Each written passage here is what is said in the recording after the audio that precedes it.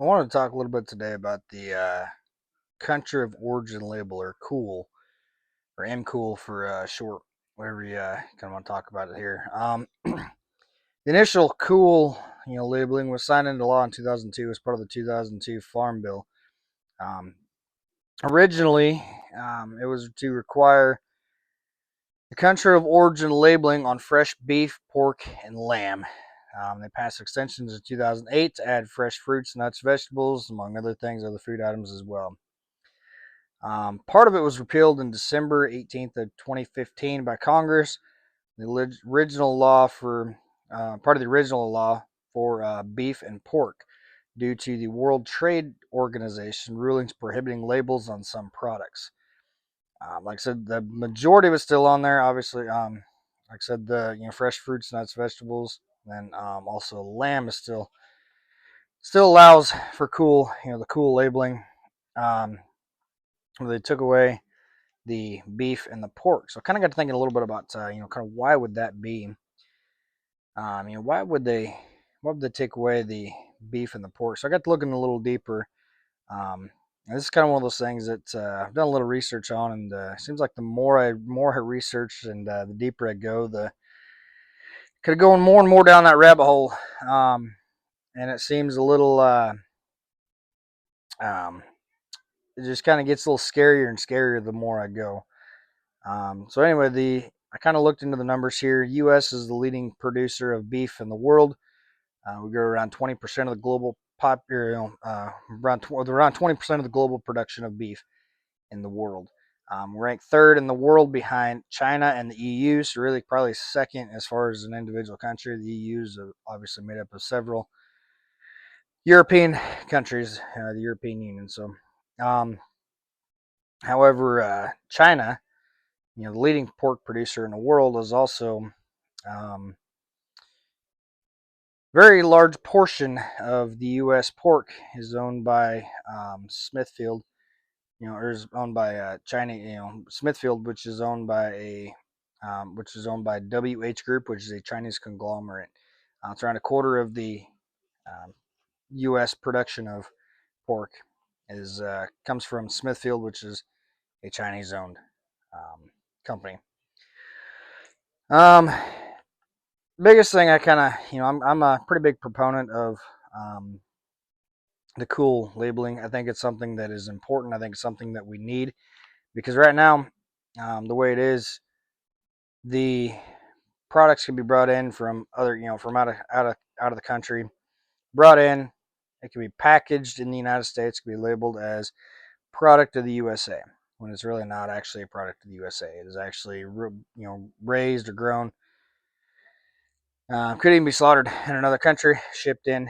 Um, Obviously, our trade partners, Canada, Mexico, particularly Brazil, is another one that's at least on the cattle side of it is against the cool labeling in the United States because they ship a lot of meat products into the United States, particularly beef. I think we do ship in some pork. I don't really look too much at the pork. Pork industry is a little harder to look into. There's it's controlled with all the USDA regulations. Everything you have to do go through that way.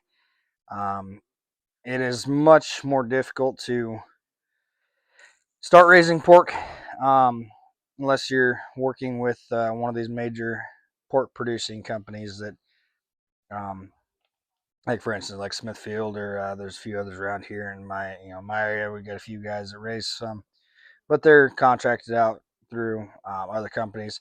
I know there's a few guys around here that work through Mashoff in Southern Iowa. Anyway, they work through Mashoff's one of them. Iowa Select. Cactus Farms is another one that's they've got pigs around my area. But like I said, it's really hard to get into the individual pig production without being at least tied to one of those. Biggest thing I see with the cool labeling, as far as why I think it's a good thing, I think it really helps the U.S.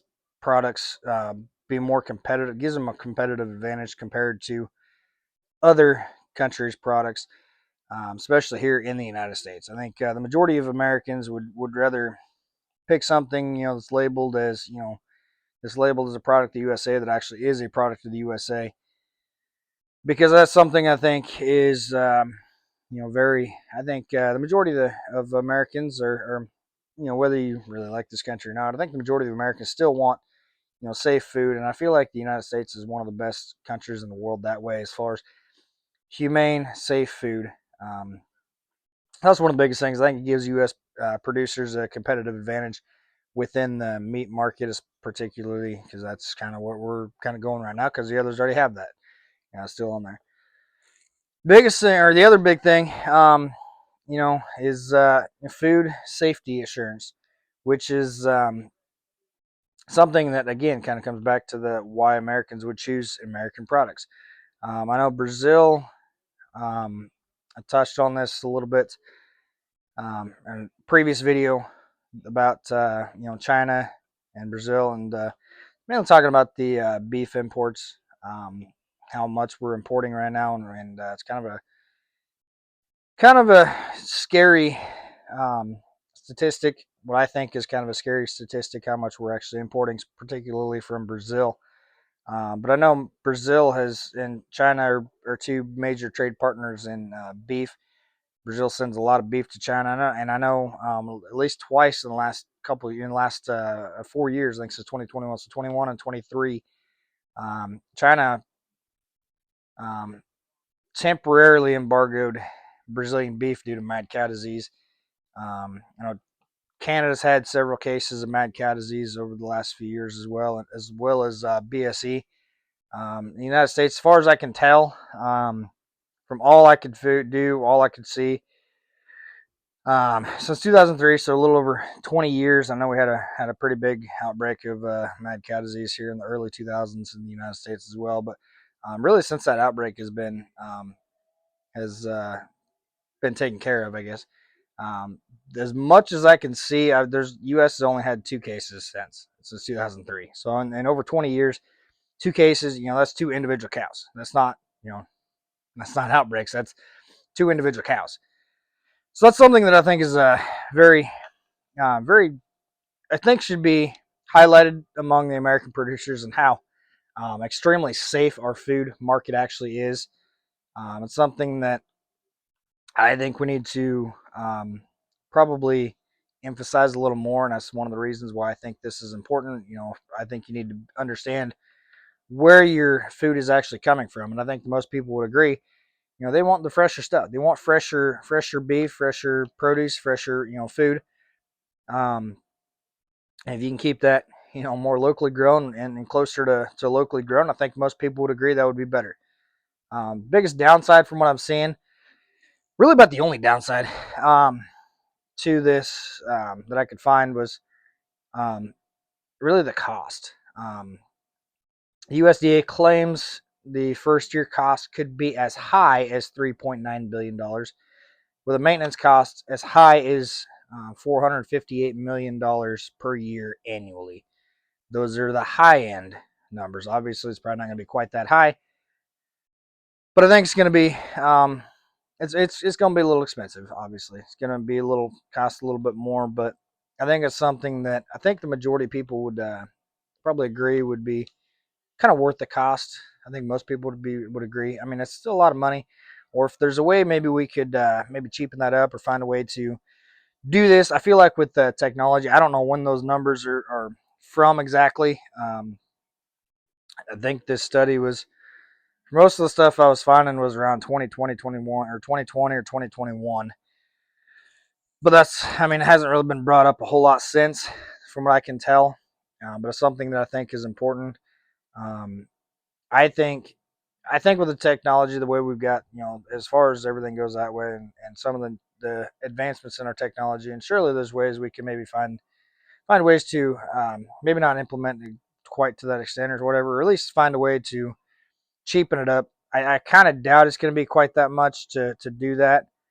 Um, I feel like a lot of the producers would find, if you can find a way to help, a lot of producers, you can find a way to have them really do it and minimize their cost.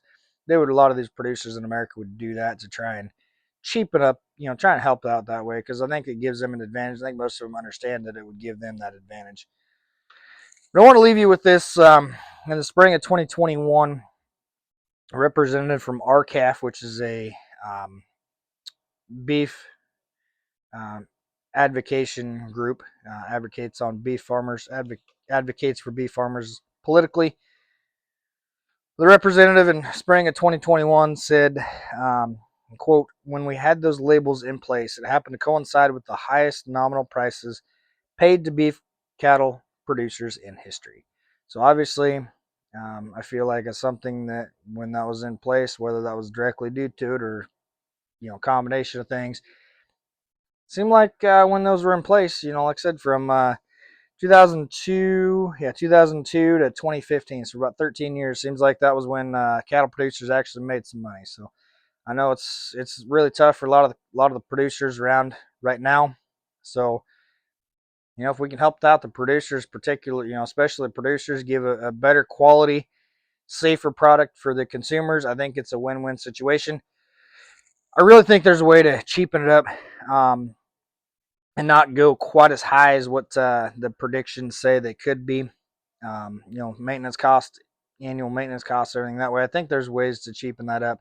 I don't know that the exactly what that would be, but I think there's something that we could do.